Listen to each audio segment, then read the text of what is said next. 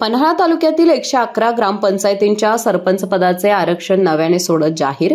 पन्हाळा तालुक्यातील 2025 ते 30 सालामध्ये निवडणूक होणाऱ्या पंचवार्षिक निवडणुकीसाठी तालुक्यातील 111 ग्रामपंचायतींच्या प्रवर्गनिहाय सरपंच पदाचे आरक्षण सोडत पद्धतीने चिठ्ठ्या टाकून तहसीलदार माधवी शिंदे यांनी आरक्षण निश्चित केले। ही आरक्षण प्रक्रिया मे मध्ये पार पडली होती, परंतु कोर्टाच्या आदेशानुसार आज फेर आरक्षण प्रक्रिया राबवण्यात आली।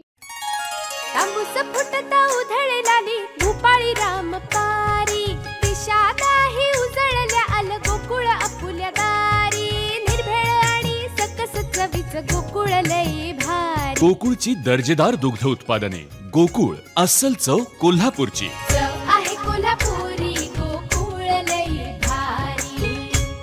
ग्रामविकास विभाग महाराष्ट्र शासनाकडील 5 मार्च 2025 च्या अधिसूचनेनुसार सरपंच पदाच्या आरक्षणाबाबत सुधारित तरतुदीनुसार अनुसूचित जाती, अनुसूचित जमाती, प्रवर्ग, व्यक्तीसाठी आणि महिला सरपंच आरक्षित निश्चित केले। 111 ग्रामपंचायतीतील सरपंच पदापैकी अनुसूचित जातीसाठी 16, नागरिकांचा मागास प्रवर्गासाठी 30, सर्वसाधारणकरिता 65 अशा एकूण 111 ग्रामपंचायतीसाठी आरक्षण सोडत झाली।